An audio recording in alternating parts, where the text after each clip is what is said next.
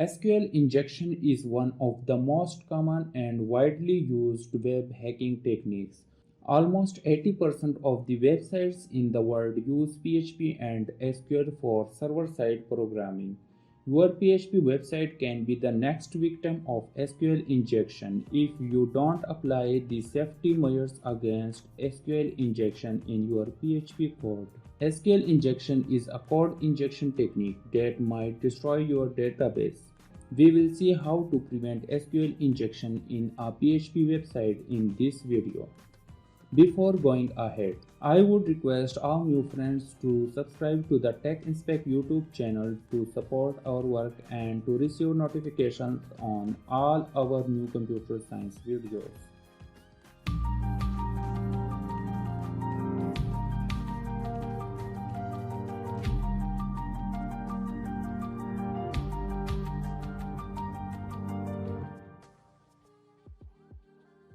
To demonstrate the SQL injection, we have created a MySQL database with the users table that has the username and password fields along with other attributes.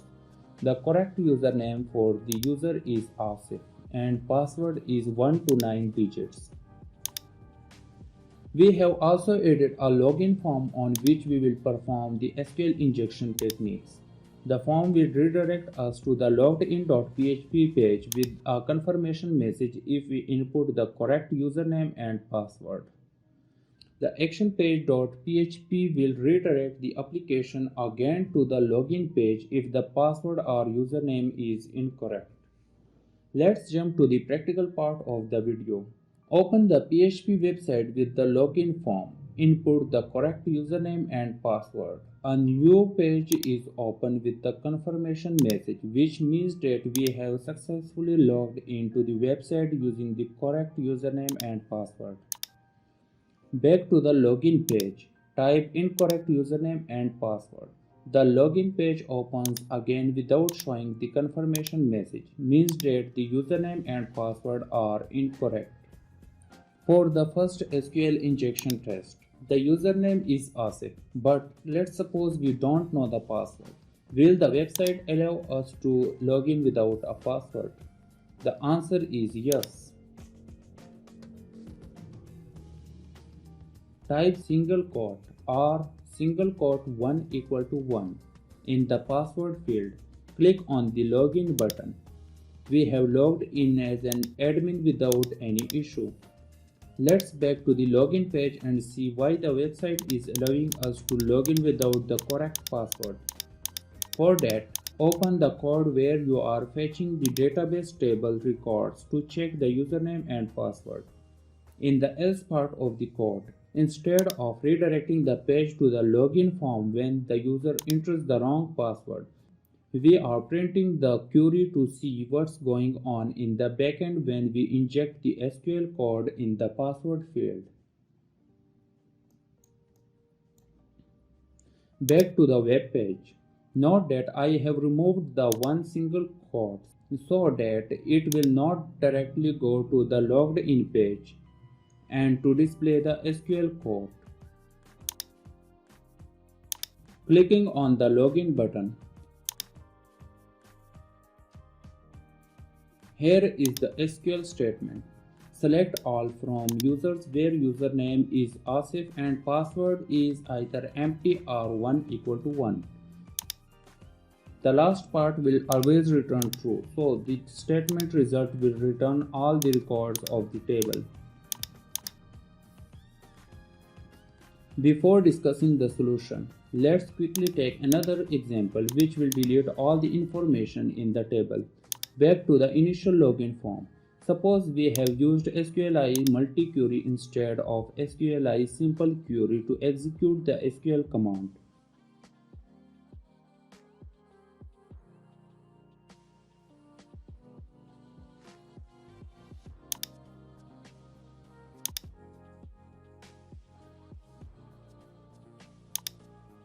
Now type any username. In the password field, add a single quote, semicolon, delete from the table name, which is users in our case.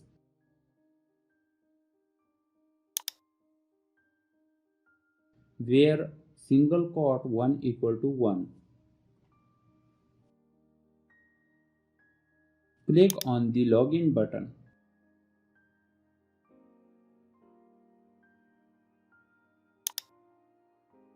Refresh the table record and all the information of the user's table is gone. Let's quickly add a new record in the user's table. Click on the Insert tab. ID is 1. Username Asif. Type any email address.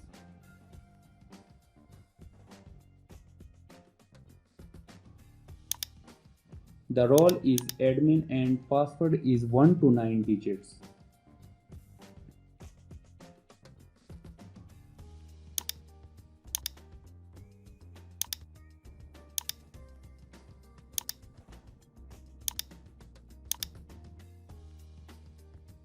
Click on the Go button to execute the command. Now we have added the user record again with the same username and password. So here is the question: how to prevent SQL injection? We will discuss two methods and some best practices to prevent SQL injection. The first method is by using MySQLi real escape string. It returns the string with all SQL injection attempts safely escaped. Instead of storing the input variables directly into a PHP variable, use MySQLi real escape string and the database connection command to store the user input. Do the same for all the input variables.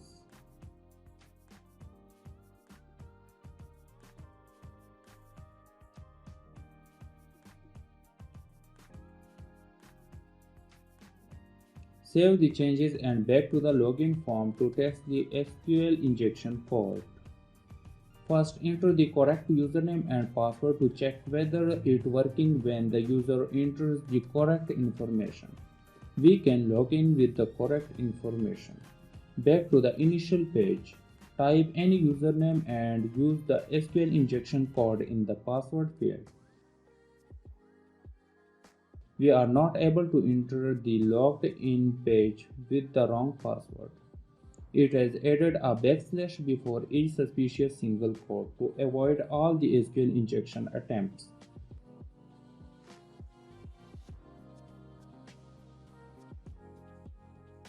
The second method to prevent SQL injection is by using MySQL prepared statements.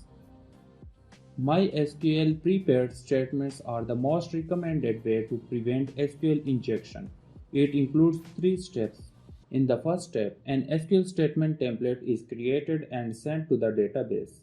Certain values are left unspecified using a question mark called parameters. We are leaving the username and password values unspecified in the SQL statement template. It can be integer, string, double, or blob values. The second step is to bind the values. The bind method will tell the SQL about the unspecified parameters. The SS argument tells the parameter type to the SQL. The parameter may be one of the 4 data types.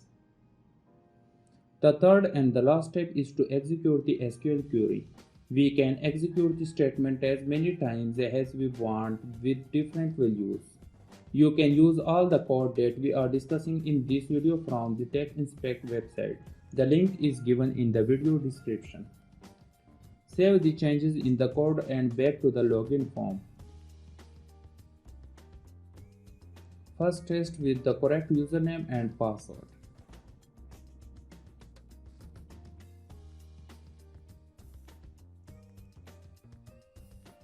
The form is working well with the correct information. Back to the login form and add the SQL injection code in the password field.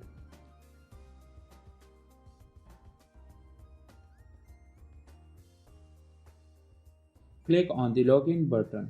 It will not allow any SQL injection code. Let's change the print variable in the else part of the code to the statement variable.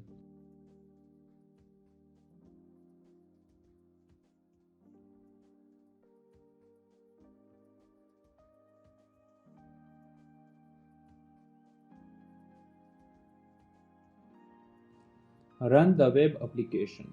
You can see that the SQL statement is in proper format with no possibility to become a victim of any known PHP injection technique.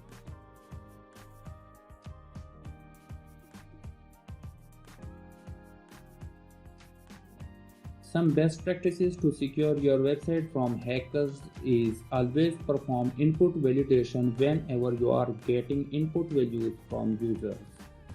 Validating user input is not a direct solution to SQL injection, but it helps us to avoid malicious user data being interpreted by the database. Use the post method instead of the get method where you are getting any sensitive data from the users, such as username and password. Get method allows an attacker to inject SQL into the query using the website URL.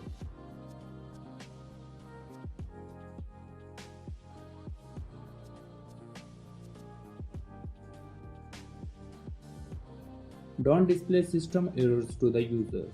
If needed, use a generic error message that does not give any sensitive information. Create errors log file. Error logs help you to find out if someone attempted to attack your website.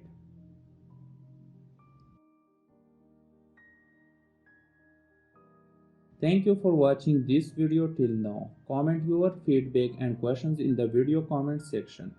Subscribe to the Tech Inspect YouTube channel to receive updates of all the computer science and technology related videos. More interesting and amazing videos are coming soon on this channel. Thank you so much and see you in the next video.